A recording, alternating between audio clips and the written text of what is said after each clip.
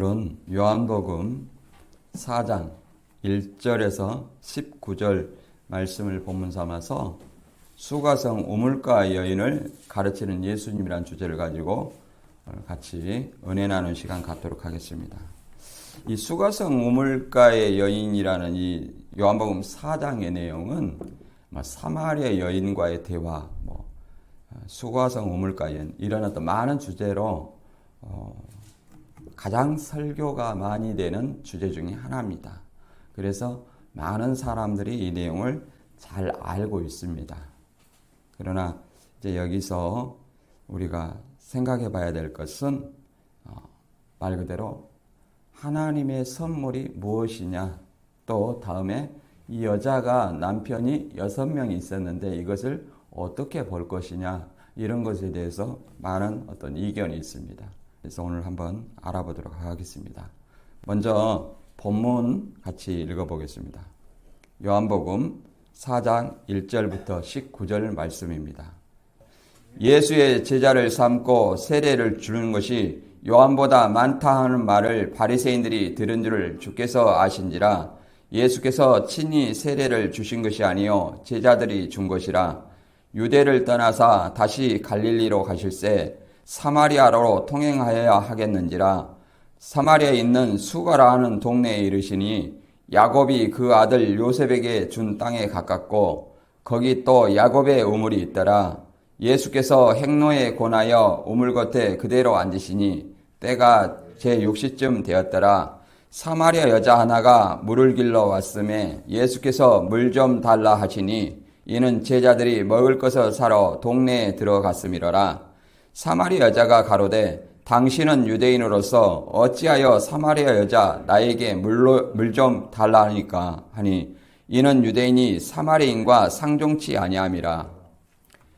예수께서 대답하여 가라사대 내가 만일 하나님의 선물과 또 내게 물 좀 달라 하는 이가 누구인 줄 알았다면 내가 그에게 구했을 것이요 그가 생수를 내게 주었으리라. 여자가 가로되 주여 물 기를 그릇도 없고 이 우물은 깊은데 어디서 생수를 얻겠사옵나이까. 우리 조상 야곱이 이 우물을 우리에게 주었고 또 여기서 자기와 자기 아들들과 짐승이 다 먹었으니 당신이 야곱보다 더 크니이까.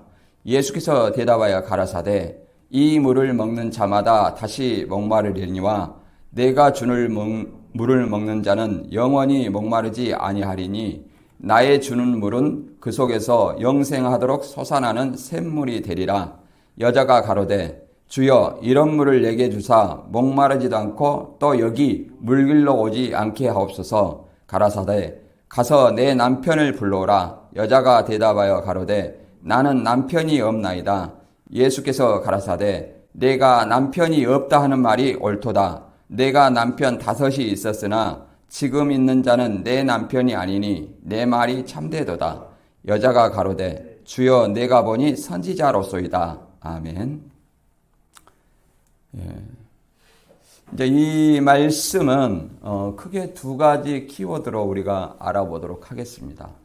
첫째는 이 수가성 사마리아에 있는 예수님이 유대를 떠나서 갈릴리로 가실새 이제 사마리아를 통행하여야 하겠는지라 이렇게 말합니다. 그리고 사마리아 지방에 수가라는 도시가 있어요. 그 수가성의 우물가에서 이제 사마리아 여자를 만나는데 그 여자에게 물 좀 달라 이렇게 해서 물 좀 줬으면 될 겁니다. 그런데 이제 유대인이었지 나에게 말을 거느냐 이런 어떤 말을 통해서 이제 하나님의 선물과 예수님께서는 영생하는 샘물을 주시겠다 이렇게 말하는 것입니다. 이것이 하나님의 선물과 영생하는 생수 어떤 관계가 있는가 이걸 우리가 한번 살펴보고 또 이 사마리아 여자가 왜 유대인과 상종치 않았는지 그 이유에 대해서 알아보도록 하겠습니다. 그리고 이 수가성 우물가의 이 여인의 전에 있던 네 남편은 네 남편이 아니니 현재 있던 네 남편도 네 남편이 아니니 네 말이 맞도다 이런 어떤 말이 있습니다. 그래서 이 여인을 어떻게 볼 것인가? 남편이 6명이나 있는 거예요. 전에 5명, 현재 동거하고 있는 남편 1명 이렇게 해갖고. 근데 이 여자를 문자적으로 보면 창기고 더 나아가서 예수님에게 거짓말까지 한 거예요. 남편이 없다고 했으니까. 그러면 이런 것들을 어떻게 볼 것인가 우리가 한번 생각을 해보도록 하겠습니다. 왜 그러냐면 유대인들의 관습상 결혼은 3번까지만, 이혼하고 결혼을 3번까지만 허용을 해요. 그래서 이것을 이제 한번 알아보도록 합니다. 이제 이 본문 내용은 요한복음 3장에 이어서, 요한복음 3장은 크게 그 니고데모 얘기잖아요. 그래서 니고데모와 이 4장의 사마리아 여인은 완전히 배치된 대조되는 그런 인물들입니다. 니고데모는 유대인의 관원으로서 유대인의 어떤 대표되는 인물로 볼 수 있고, 사마리아인은 아주 유대인이 꺼리는 원수처럼 여기는, 그리고 사람 수에도 치지 않는 그런 여자라는 어떤 그런 사실입니다. 그걸 대비시켜서 4장에 얘기를 하고 있습니다. 이 본문 내용은 갈릴리 가나 혼인잔치를 요한복음 2장에서 하시고 그 행적을 쭉 한번 살펴봅니다. 그 다음에 가나 혼인잔치를 끝나고 이제 갈릴리 가버나움으로 가시는 거예요. 그리고 요한복음 2장 6월절 예루살렘 성전 정화 작업을 합니다. 그리고 이제 3장에 니고데모에게 물과 성령으로 거듭남에 대해서 설명하고 있습니다. 그리고 이제 세례 논쟁을 얘기를 합니다. 그리고 요한복음 4장에서는 이제 이 세례 요한보다 예수님이 세례 주는 것이 세례 요한보다 예수님이 세례 주는 것이 많다, 이런 것이 바리새인의 귀에 들어갔어요. 그래서 이제 예수님은 바리새인과 충돌을 피하기 위해서 다시 갈릴리로 가는 도중에 누구를 만나냐면 사마리아를 통행하다가 수가성 우물가의 여인을 만납니다. 이 대표적으로 예수님은 7개의 대표적인 표적이 있는데 그 중에 공생의 초기 사역의 2가지 표적입니다. 첫 번째는 가나 혼인잔치의 표적이 있고요. 두 번째는 성전 정화 사건의 이런 어떤 표적이 있습니다. 이런 어떤 그 흐름을 아시고요. 이제 우리 자신들이 그 예수님과 수가성 여인과의 어떤 그 상황을 한번 생각을 해보고 들어보시면 되겠습니다. 이 세례 요한의 증거로 많은 사람이 예수님의 세례 주는 대로 몰려가자 바리새인들이 이제 이 말을 들었어요. 이 소문을 들었어요. 예수님이 세례 준다. 그런데 사실은 예수님이 세례를 주는 것이 아니라 누가 세례를 주냐면 제자들이 주었다, 이렇게 말합니다. 그래서 이제 바리새인과 충돌을 피하기 위해서 갈릴리로 가야 하는데 다른 유대인들처럼 베레아로 우회하지 않고, 왜 그러냐면 그 당시 유대인들은 이 사마리아를 굉장히 적대시했어요. 원수처럼 여겼습니다. 그래서 원수처럼 여겨서 항상 요단강 동편 베레아 쪽으로 해가지고 돌아서 갔습니다. 사마리아를 거치면 빠른데 한 3일쯤 걸리는 길인데 이 돌아서 가면 한 6일쯤 걸려요. 그런데 배나 걸리는 어떤 길을 돌아서 갔다는 겁니다. 그런데 예수님은 우회하지 않고 사마리아를 거쳐서 가는 중에 야곱의 우물에 이제 수가성 여인을 만납니다. 예수님은 거기서 이제 물 좀 달라 했는데 물 주고 물 먹었으면 이제 끝나는 거예요. 그런데 여기서 이제 사마리아 여자가 왜 유대인이 사마리아인 여자에게 나에게 물을 달라 하느냐, 이것은 전에 없던 일이기 때문에 그렇게 물어봅니다. 예수님은 또 물 먹으러 가서 물 먹으면 되는데 네가 하나님의 선물과 또 물 좀 달라는 자신이 메시아인 것을 알았다면 네가 그에게 생수를 구했을 것이다. 이렇게 말합니다. 그래서 이제 이 여인은 이제 영원히 목마르지 않는 생수를 달라고 하고 그러자 예수님은 네 남편을 불러오라. 이제 이렇게 얘기를 합니다.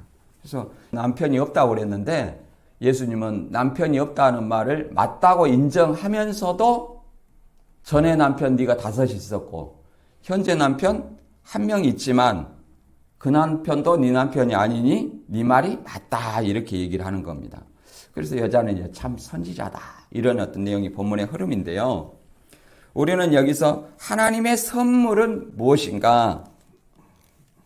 그리고 예수님이 너에게 물 좀 달라 하는 이가 누구인 줄 알았다면 쉽게 말해서 자신을 메시아로 드러내는 거예요. 그러니까 메시아인 줄 알았다면 그에게 생수를 준다는 이 말은 무슨 말인가? 그 다음에 이 수가성 여인이 전에 남편 5명하고 현재 남편 1명 이걸 어떻게 볼 것인가? 그리고 나는 예수님처럼 유대인들이 꺼리는 사람 치게도 숫자에도 치지 않는 그런 여인에게 복음을 전할 수 있는가? 그런 문제를 한번 생각을 해보면서 본문 말씀 들어가 보겠습니다. 이제 요한복음 4장 1절부터 3절 읽어봅니다. 예수의 제자를 삼고 세례 주는 것이 요한보다 많다 하는 말을 바리새인들이 들은 줄을 주께서 아신지라 예수께서 친히 세례를 주신 것이 아니요 제자들이 준 것이라 유대를 떠나사 다시 갈릴리로 가실세 이렇게 말합니다. 여기서는 예수의 제자 삼고 세례 주는 것이 요한보다 많다 하는 말을 바리새인이 들었다는 거예요. 이건 어떤 의미냐면 지금 서로 바리새인들은 세례 요한과 예수님을 경쟁 상대로 보는 거예요. 왜 그러냐면 이 바리새인들은 예루살렘의 성전에서 제사함 의식을 했어요. 그러잖아요. 소, 양, 비둘기 이런 것들을 통해서 속죄 의식을 했어요. 그런데 누가 또 이 제사하는 이 정결 의식을 하냐면 세례 요한이 요단강에서 회개의 세례를 하는 겁니다. 그리고서 더 나가서 또 누가 그 세례를 해요? 예수님이 제사하는 회개의 세례를 한다고 소문이 들린 거예요. 그래서 4장 2절에는 그 오해를 이 저자 요한은 제자들이 준 것이라고 설명하는 겁니다. 예수께서 친히 세례를 주신 것이 아니요 제자들이 준 것이다. 이제 오해를 이렇게 바로잡아 준 거죠. 그 다음에 그래서 아무튼 이 바리새인들의 충돌을 피하기 위해서 3절에 유대를 떠나서 다시 갈릴리로 가시는 거예요. 근데 갈릴리로 가실 때 제가 말했지만 어디로 가냐면 유대인들은 본래 사마리아 사람들과 원수지간이에요. 그렇기 때문에 항상 요단강 동편을 통해서 베레아를 통해서 우회해서 이 갈릴리를 가고는 합니다. 그런데 예수님은 이제 사마리아를 통행을 하고자 하죠. 자,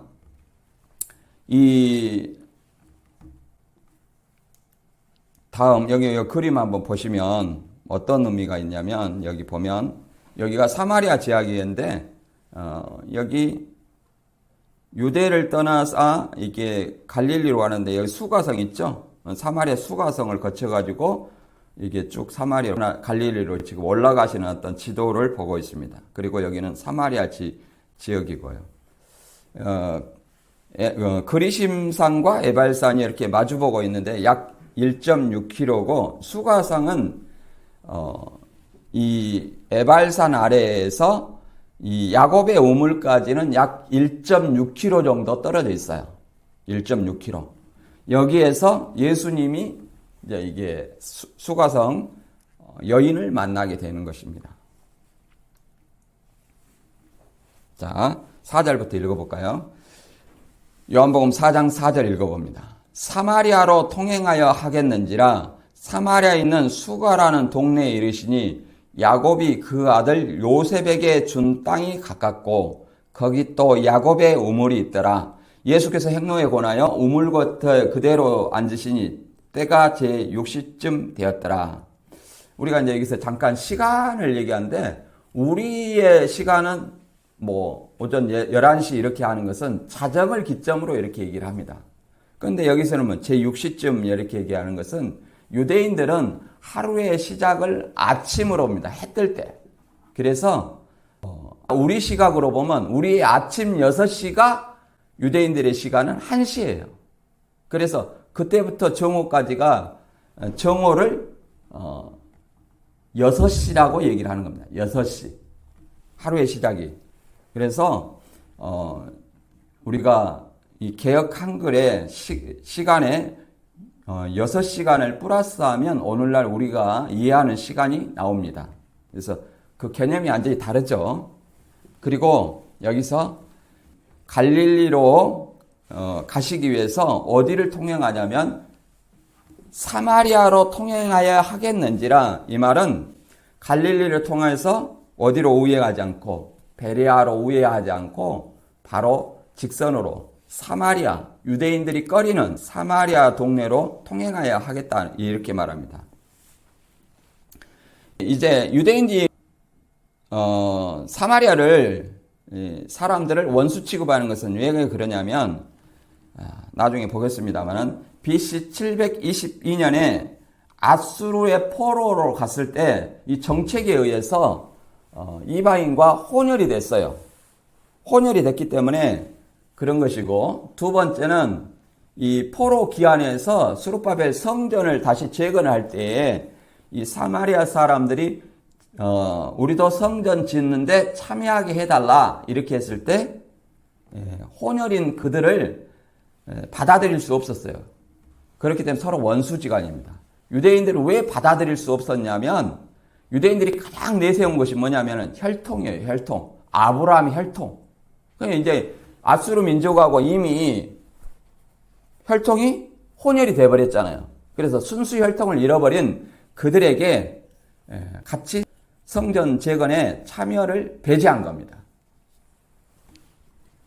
이것은 나중에 뒤에서 하는데, 그래서 서로 원수지간처럼 상종하지 않았어요.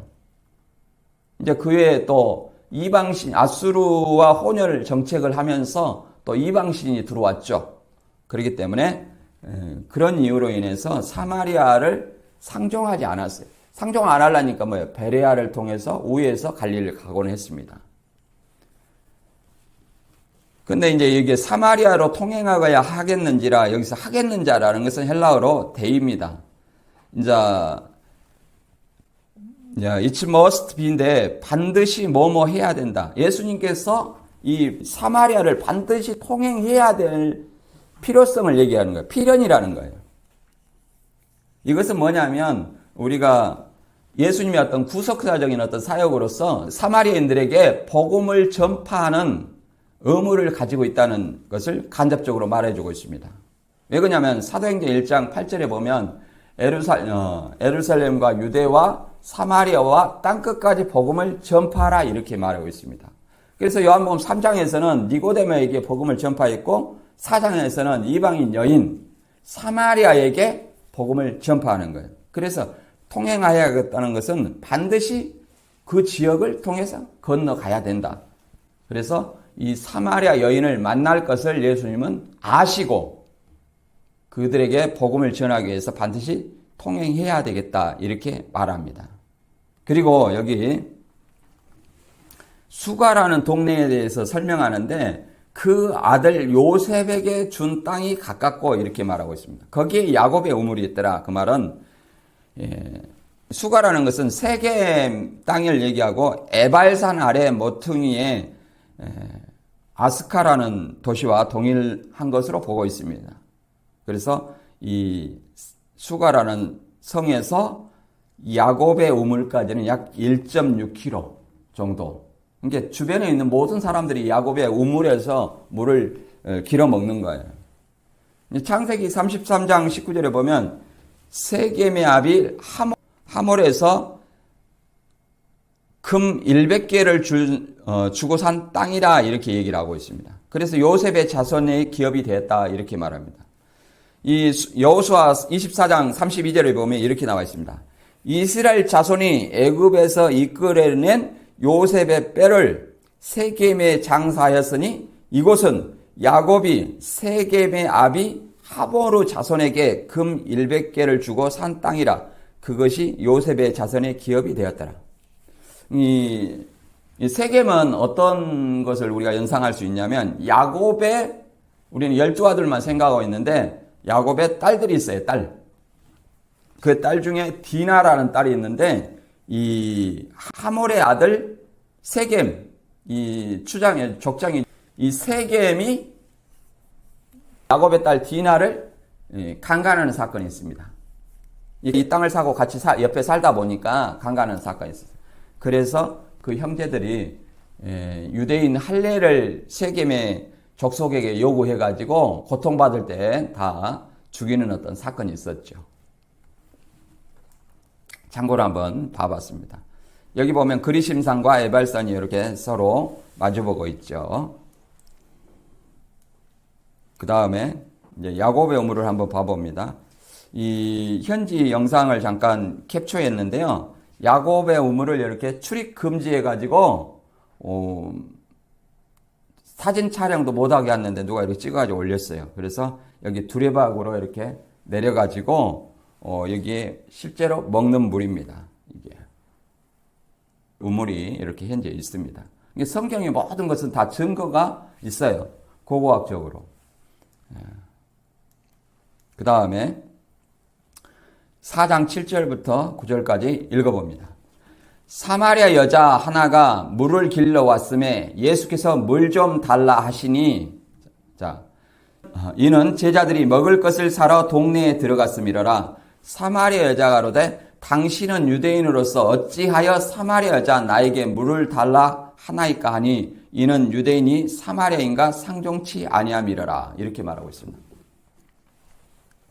사마리아 여자 하나가 물금 길러 왔음에, 그 말은 예수님께서 먼저 수가성 우물가에서 기다리고 있었다는 거예요. 그러니까 예수님은 이제 이 사마리아 여자가 그 다음에 물 좀 달라고 이렇게 왔어요. 우리가 요한복음 3장에서는 예수님한테 니고데모가 찾아왔죠. 니고데모, 유대인의 관원으로서. 그러나 여기는 유대인이 꺼리는, 또 유대인의 숫자에 셀 때 여자는 수를 세지 않습니다. 그런데 수도 세지 않는 그 여자가 물을 길러 와서 예수님을 만난 장면입니다. 그리고 제자들은 동네에 먹을 것을 사러 들어갔어요. 예수님은 물을 먹기 위해서 우물가에서 기다리고 있어요. 누가 왔어요? 사마리아 여자가 왔죠. 사마리아 여자가 그러되, 이제 당신은 유대인으로서 어찌하여 사마리아 여자에게 나에게 물을 달라 하나이까? 이렇게 말하죠. 그러니까 물을 달라고 했죠. 예수님께서 물 좀 달라 이렇게 말했습니다. 그러면 우리가 일상적으로 생각해 보면 물을 좀 달라 그러면은 뭐 유대인이든 아니든지 뭐 상종하든지 안 하든지 그냥 물 줬으면 될 거예요. 근데 물을 주지 않고 뭐라고 말하냐면 이 사람이 왜 나한테 물을 달라 할까? 이렇게 물어보는 겁니다. 왜 그러냐면 예수님의 얼굴이랑 옷 차림새를 보고 유대인인 걸 안 거예요. 그런데 유대인은 보통 사마리아인을 개돼지처럼 취급하고 상종치 않습니다. 그런데 물 좀 달라니까 이상해서 물어보는 겁니다. 설명이 돼 있죠. 유대인이 사마리아인과 상종치 아니함이라. 그러면 상종치 아니하는 이유는 뭐 조금 전에도 제가 잠깐 설명했습니다만은 이 BC 772년 아수르에 의해서 사마리아가 이 멸망을 당했습니다. 그때 이방인들을 사마리아 이주시키고 이 사마리아 사람들을 또 아수르 지방의 여러 거울에 흩어 이주를 했습니다. 그러니까 아수르 왕의 정책이 그거예요. 한데 모이지 못하도록. 한데 모이면 그 대국을 통치하는데 민족들이 한데 모이면 뭐가 있어요? 반란이 일어날 가능성이 있어요. 그래서 한데 모이지 못하도록 흩어놓는 거예요. 그 이주 정책과 혼혈 정책. 그렇게 해서 통치를 하는 겁니다. 그래서 이제 그 이주 정책에 대해서 한번 제가 읽어볼게요. 왕하 17장 6절에 보면 호세아 9년에 아수르 왕이 사마리아를 취하고 이스라엘 사람을 사로잡아 아수르로 끌어다가 할라와 고산 하볼 하숫가와 메대 사람의 여러 거울에 들었더라. 그러잖아요. 이 호세아 9년에 아수르 왕이 이 사마리아를 취하고 이스라엘 사람을 사로잡아 어디로 끌고 갔어요? 아수르로 끌어다가 한 지역에 뭉쳐놓은 것이 아니라 할라와 고산 하볼 하숫가와 메대 사람 여러 거울에 흩어놓는 거예요. 그리고 또 아수르 사람을 또 이스라엘 여러 지방에 흩어놔요. 봐보세요. 왕하 17장 24절에 보면 아수르 왕이 바벨론과 구다와 아와 하맛과 스발와임에서 사람을 옮겨다가 이스라엘 자손을 대신하여 사마리아 여러 성읍에 두매 저희가 사마리아를 차지하여 그 여러 성읍에 거하니라. 그러니까 아수르 민족을 이 사마리아 여러 지방에 거주하겠어요. 근데 그 지방 사람들이 뭐예요? 바벨론, 구다, 아와, 하맛, 스빌와임 이렇게 다섯 민족을 사마리아 지방에다 흩어나는 거예요. 그래서 이 유대인들은 이렇게 혼혈 정책이 됐고 또 이런 바벨론, 구다, 하와, 하맛, 스발와임에서 온 사람들이 각각 자기 나라 신이 있습니다. 그들을 이방신을 섬기는 그런 사람들이 이제 왔어요. 그래서 유대인들은 그들을 개돼지 취급했고 요한복음 8장 48절에도 보면 예수님한테 그랬습니다. 예수님이 진리랄진 진리가 너희를 자유케 하리라. 그리고 너희 아비는 마귀다 이렇게 얘기를 했어요. 그러니까 유대인들이 뭐라고 말하냐면 우리가 너를 사마리아 사람이라 또는 귀신 들렸다 하는 말이 옳지 아니하냐 이렇게 맞받아친 거예요. 그러니까 사마리아 사람이라는 것은 유대인들에게는 욕이에요. 너는 보니까 사마리아 사람이다. 우리가 상종 못할 개돼지와 같은 사람들이다. 예수님을 그렇게 얘기를 한 거예요. 한 가지는 이제 포로 기한 이게 봤습니다만은 두 번째는 이제 성전 재건 때 이 남쪽 유다와 예루살렘도 BC 586년에 바벨론의 포로가 됐어요. 근데 남쪽은 순수 혈통을 지키고 있었어요. 다시 이제 스룹바벨 통해서 기한을 하는데 스룹바벨, 느헤미야, 에스라를 통해서 3차 기한을 해가지고 뭐 하냐면 성전을 재건해요. 이 성전을 재건할 때 이 사마리아 사람들 우리도 좀 참여하자. 그런데 첫째 혼혈이 됐죠. 근데 하나님을 믿는다 하지만 이방신하고 이렇게 짬뽕이 된 거잖아요. 그런 어떤 상황이기 때문에 허락하지 않았어요. 그러니까 이제 성전 재건에 소외당하자 이제 성전 건축하는데 방해를 했어요. 그러니까 그 방해를 하니까 이 사마리아 사람을 상종하지 않았습니다. 그리고 이 사마리아 사람들은 이 그리심산에 자기들만의 성전을 지었어요. 그리심산에. 이제 이 다음 시간에 나옵니다만은 우리들은 이 산에서 예배하는데 당신들은 예배할 곳이 예루살렘에 있다 하더이다 이렇게 말하는 이 산이라는 것은 그리심산이에요.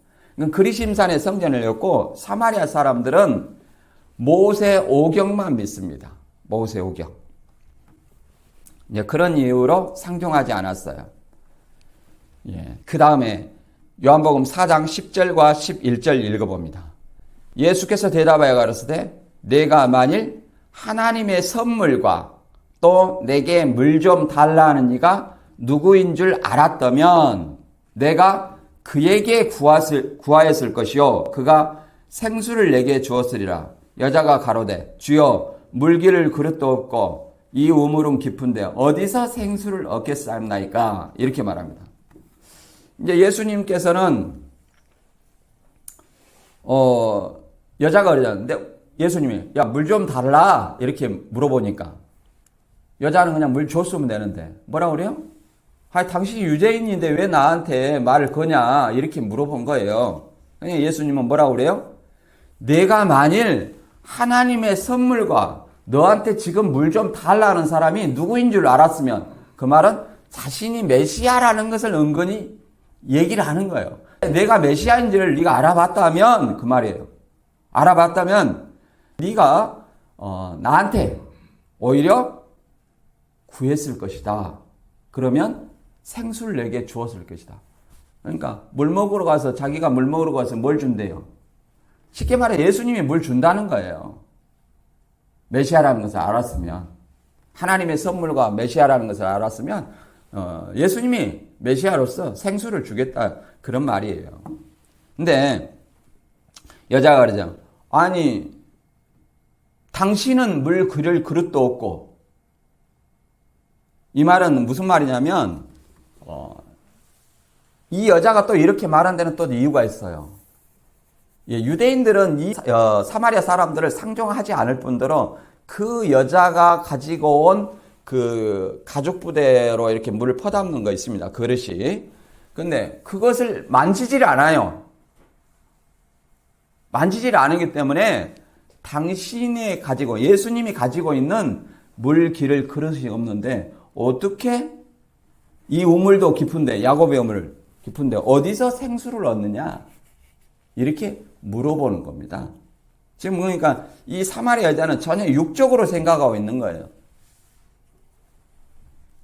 그래서 여기서 이제 우리가 생각해 볼 것은 하나님의 선물이 뭐냐.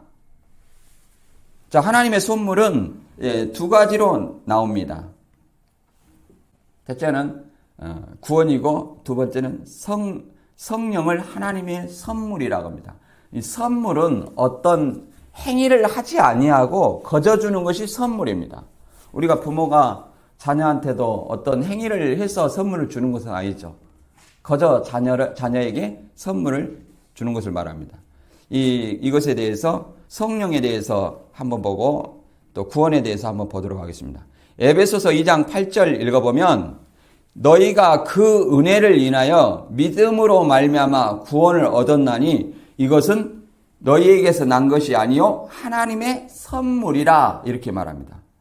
행위에게서 난 것이 아니니 이는 누구든지 자랑치 못하게 하려 함이라 이렇게 말하고 있습니다.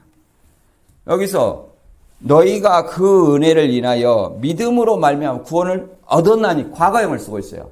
그래서 에베소 공동체나 우리 예수 그리스도를 믿는 사람은 예수 그리스도를 믿음으로 말미암아 구원을 얻었다 말합니다.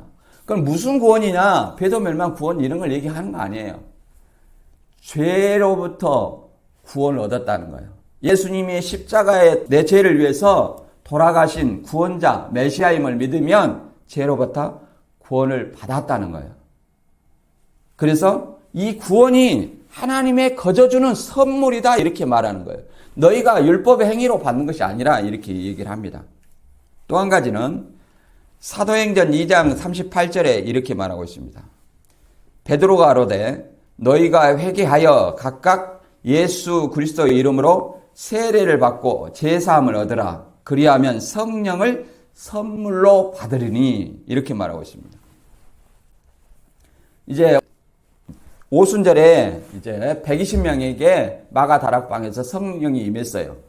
그 오순절에 성령 임한 그들은 예수 그리스도를 믿는 사람들입니다. 복음을 통해서 그 120명의 제자들에게 성령 임했는데 이제 그들이 15개국의 언어로 얘기를 하죠. 각 디아스포라 유대인들이 모여있는 그들에게 그 15개국의 언어로 복음을 전파합니다. 이 15개국의 언어를 방언이라 얘기를 하는 겁니다. 근데 이 복음을 전파하는 그것을 보고 이제 어떻게 해야 우리도 어떻게 해야 되냐 이렇게 물어보니까 베드로가 하는 말이 너희가 회개하여 그러죠? 그리스도 이름으로 세례를 받고 그러니까 회개 세례를 받는 거예요. 예수 그리스도 복음을 받아들이고 그리고 뭘 받아야 돼요? 제사함을 받아라. 그러니까 우리가 예수 그리스도의 복음을 믿고 세례를 받으면 뭘 받아요? 세례를 통해서 제사함을 받는다는 의식을 하는 겁니다. 예수 그리스도를 믿으면 제사함 받는 거예요. 육적인 세례가 있고 성령 세례가 있어요. 물 세례가 있고 성령 세례가 있는데 여기서는 물 세례를 얘기를 하죠. 물 세례라는 것은 예수 그리스도와 연합을 상징하는 하나의 외적인 표입니다. 이 물 세례보다는 중요한 것은 성령 세례인데 예수 그리스도를 믿음으로 말미암아 죄 사함을 받게 됩니다. 그리하면 믿을 때 성령을 선물로 받게 된다는 거예요. 그래서 예수님은 성령으로 세례 주는 사람이라는 것입니다. 그 다음에 요한복음 4장 12절부터 읽어봅니다. 이제 이 여자가 하는 얘기예요. 우리 조상 야곱이 이 우물을 우리에게 주었고 또 여기서 자기와 자기 아들들과 짐승이 다 먹었으니 당신이 야곱보다 더 크니까.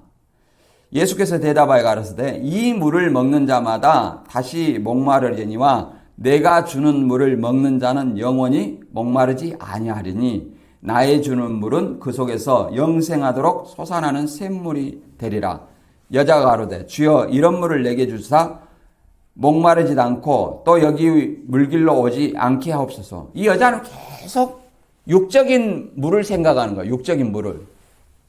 이게 그런 물이 있어. 그럼 내가 여기 이 야곱의 우물에 물 들어 안 와도 되겠구나. 그러잖아요. 이 1.6km나 걸어가지고 이 물 들어오는 거예요. 그리고 한낮 정오에 물 들어오는 것은 사람들의 어떤 그 지방을 생각했을 때 굉장히 뜨거운 대낮인데 사람들의 눈을 피해서 왔다고 생각할 수도 있습니다. 그래서 이 야곱과 비교해서 예수님을 얘기를 하고 있습니다. 당신이 야곱보다 더 큰 사람이냐? 이렇게 물어보는 거예요. 그 말은 야곱보다 더 큰 사람이 어디 있겠느냐 하고 예수님을 못 알아보는 거예요. 예수님은 뭐라고 말합니까? 이 야곱의 우물에 주는 이 물은 다시 목마르죠. 우리가 뭐 생수를 먹어봤자 목마르잖아. 일반 생수는 계속 먹어야 되죠. 근데 예수님의 주는 물을 먹는 자는 영원히 목마르지 아니하리니 내가 주는 물은 그 속에서 영생하도록 솟아나는 무슨 물이 된다? 샘물이 된다. 그 말은 예수님의 샘의 근원이라는 거예요. 스가랴 13장 1절에 보면 이런 말이 있죠. 그날의 죄와 더러움을 씻는 샘이 다윗 족속과 예루살렘 거민을 위하여 열리라. 예수님은 죄와 더러움을 씻는 샘이에요. 물의 근원, 샘물의 근원이에요. 그래서 샘물이 되리라 이렇게 말하는 겁니다. 그러면 이 영생하도록 솟아나는 샘물을 뭘 얘기하냐면 예수님의 복음을 통해서 그들이 받을 성령을 가리켜 말하는 겁니다. 하나님의 선물이라고 이렇게 얘기하죠. 요한복음 7장 38절에서 39절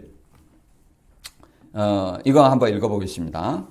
명절 끝날 곧 큰 날에 예수께서 서서 외쳐 가라사대 누구든지 목마르거든 내게 와서 마셔라. 여기서 명절 끝날이라는 것은 초막절을 얘기합니다.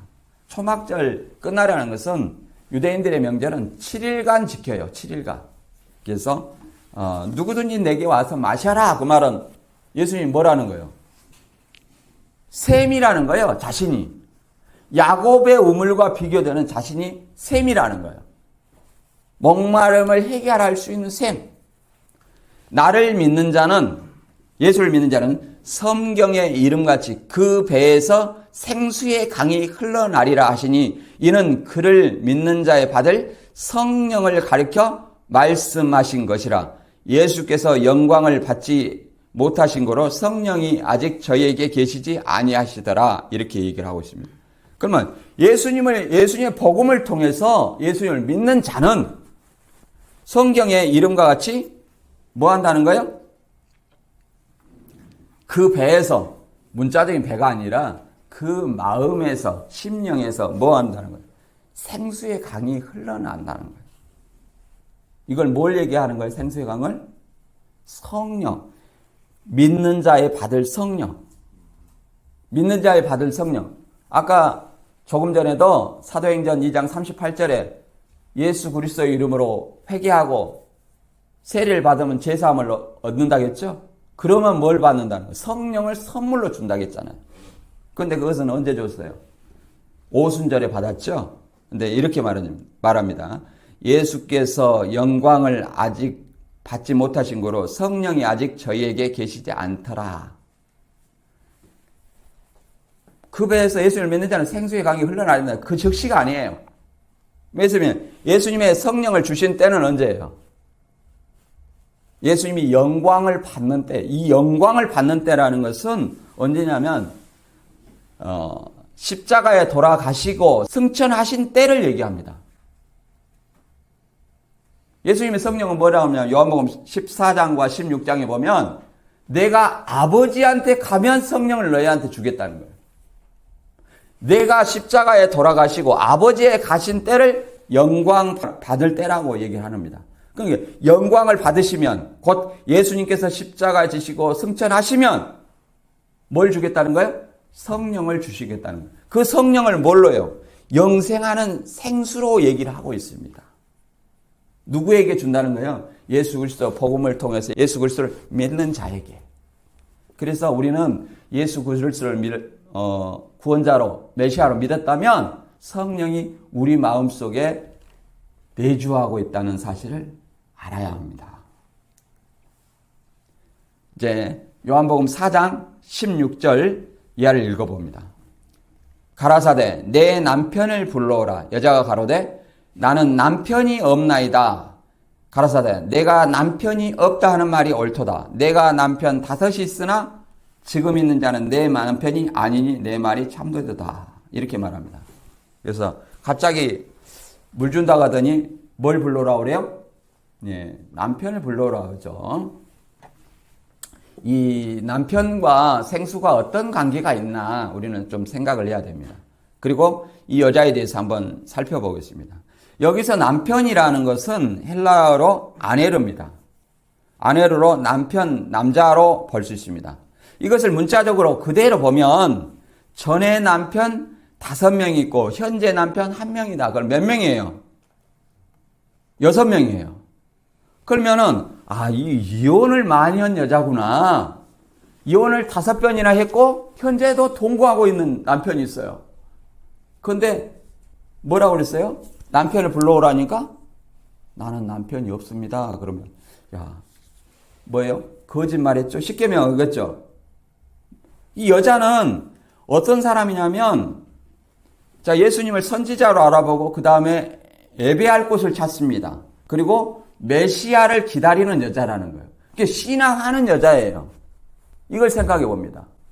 그리고 유대인의 어떤 관례로 보면 3번까지 결혼이 안 돼요. 3번까지만 허락돼요. 3번까지. 그리고 신명기에 보면 율법에 보면 뭐라고 돼 있냐면 신명기 22장 20절 이하에 보면 처녀의 표가 없으면 돌에 쳐 죽여라. 이런 말이 있습니다. 그리고 그 율법을 근거로 유대인들이 예수님에게 가늠한 여자를 데리고 와서 뭐라고 말합니까? 율법에는 돌로 치라고 돼 있는데 당신은 어떻게 해야 되겠냐? 죄 없는 자가 먼저 쳐라 하고 이렇게 말했지 않습니까? 그러면 이 여자는 첫째, 문자적으로 그런 어떤 남편으로 볼 것인가? 그런데 유대인의 관습에는 뭐예요? 3번까지만 결혼이 허락된다. 그러니까 남편으로 볼 수 있는가? 이런 것을 한번 생각해 볼 수 있고요. 두 번째, 헬라어 아네르가 남자로 볼 수 있어요. 남자로 해석할 수 있습니다. 그러면 결혼을 하지 않고 남편만 자꾸 바꾸어서 5명 전에 같이 살다가 현재 동거하고 있는 것이냐, 그냥 창기냐, 이렇게 볼 수 있습니다. 그러면 뭐예요? 창기라면 또 어떤 의미가 있었냐면은 간음한 자는 돌로 쳐 죽여야 돼요. 그렇죠? 이런 것도 한번 생각을 해볼 수 있습니다. 그리고 신천지나 이런 데는 이것을 영적으로 봐서 남편을 거짓 목자로 봅니다. 그래서 이 교회 저 교회 돌아다니다가 신천지로 왔다. 이렇게 논리를 펴고 있죠. 근데 여기서 그런 뜻이냐. 그 다음에 네 번째, 이런 말이 있어요. 이 사마리아에 아까 조금 전에 봤지만 5성읍에 이주한 5신이 있어요. 5신을 남편으로 볼 것이냐. 이런 말이 있습니다. 제가 호세아 2장 16절을 한번 읽어보겠습니다. 그날에 내가 나를 내 남편이라 일컫고 다시는 내 바알이라 일컫지 아니하리라. 구약에 보면 하나님을 신랑으로 당신의 백성을 신부로 표현하고 오늘날에는 신약에서는 예수님을 신랑으로 남편으로 표현하시고 하나님의 백성을 아내로 말하고 있습니다. 그래서 저는 이 네 번째 유대인들이 사마리아 이 여자의 것을 어떻게 보냐면 자 5신 전에 5명의 신을 섬기고 있었다. 이방신을.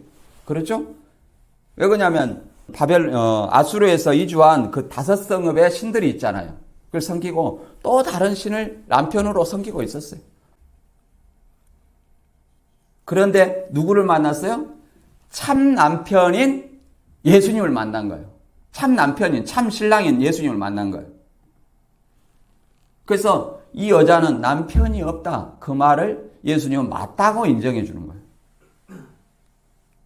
물론 남편으로 보든 창기로 보든 그것은 이혼 많은 여자로 보든 창기로 보든 그것은 잘 생각해 보시기 바랍니다. 저는 여기서 5신, 제가 아는 어떤 교수님도 이 5신으로 보고 있습니다. 그래서 진정한 남편은 누구다? 예수님이다. 이렇게 말할 수 있습니다. 그러잖아요. 여자가 대답하여 가로되 나는 남편이 없나이다. 거짓말한 거잖아요. 내가 남편이 없다는 말이 옳다. 인정을 해줘요. 내가 남편 5이 있으나 지금 있는 자는 내 남편이 아니니 내 말이 맞다. 그 말은 아직까지 참 남편을 못 만났다. 이렇게 볼 수 있는 거예요. 그 생수가 온 남편이 어떤 것이 있습니까? 예수님이 참 남편으로서 지금 생수를 주시겠다고 하는 거예요. 그래서 요한복음 4장 19절에 뭐라고 말합니까? 여자가 그러되 주여 내가 보니 선지자로소이다. 선지자라고 얘기를 하는 거예요. 그 여자가 어떻게 신앙했는지 이 여자가 말하지 않아도 다 아는 거예요. 남편 네가 5이 있어라. 현재 있는 네 남편도 네 남편이 아니다. 이렇게 말합니다. 사람들은 예수의 행하신 표적을 말하고 이 예수님을 선지자라고 얘기를 했습니다. 이 여자는 아직까지 예수님을 메시아라고 얘기를 하지 않습니다. 이 다음에 이제 보면 이제 예배할 곳을 통해서 이 여자가 메시아인 줄 알아봅니다.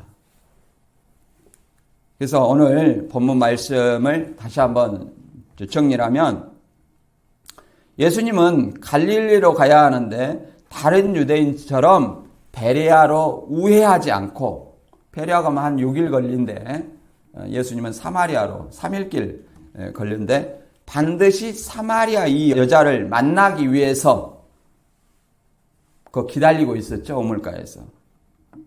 그래서 여인에게 하나님의 선물과 물 좀 달라니 곧 메시아를 내가 알았다면 생수를 구했을 것이라 얘기를 합니다. 그래서 갑자기 여인한테 남편을 불러오라는 거예요. 그러면 뭔 말이냐면 남편이 생수를 주는 근원이라는 거예요. 근원. 그래 예수님이 남편으로서 생수를 주겠다는 말이죠. 예수님은 이 여자의 어떤 남편이 없다는 거짓말을 인정을 하시죠. 전에 남편 5명 있었고 현재 남편은 네 남편이 네 말이 옳다. 그 말은 이 여자의 깨달음을 얘기를 하고 있습니다. 그래서 예수님을 선지자라고 참 많이 아는 선지자다. 하나님의 대언자다. 이 정도로만 생각하고 메시아라고는 아직 인정을 하지 않습니다. 우리는 과연 예수님처럼 이렇게 꺼리끼는 사람한테도 복음을 전파할 수 있는가? 또 이 사마리아 여인처럼 생명수에 목말라 있는가? 우리는 한번 생각을 해봐야 됩니다. 그래서 오늘 요한복음 4장 29절에 보면 이 다음 시간에 볼 건데 한번 읽어보면 이 여자가 뭐라고 고백하냐면 나의 행한 모든 일을 내게 말한 사람을 와보라. 이는 그리스도가 아니냐. 이렇게 드디어 알아보는 과정이 나옵니다. 그래서 요한복음 굉장히 중요한 장인데 우리가 많은 어떤 메시지를 담고 있는 내용입니다. 그래서 다시 한번 우리 자신도 꺼리는 사람이든 복음을 모르는 사람이든 우리 예수님처럼 예루살렘과 유대와 사마리아 땅끝까지 복음을 전파하는 저와 여러분이 되어서 하나님 나라에 더 가까이 나아가는 저희들이 되기를 바랍니다. 오늘 말씀 여기서 마치겠습니다.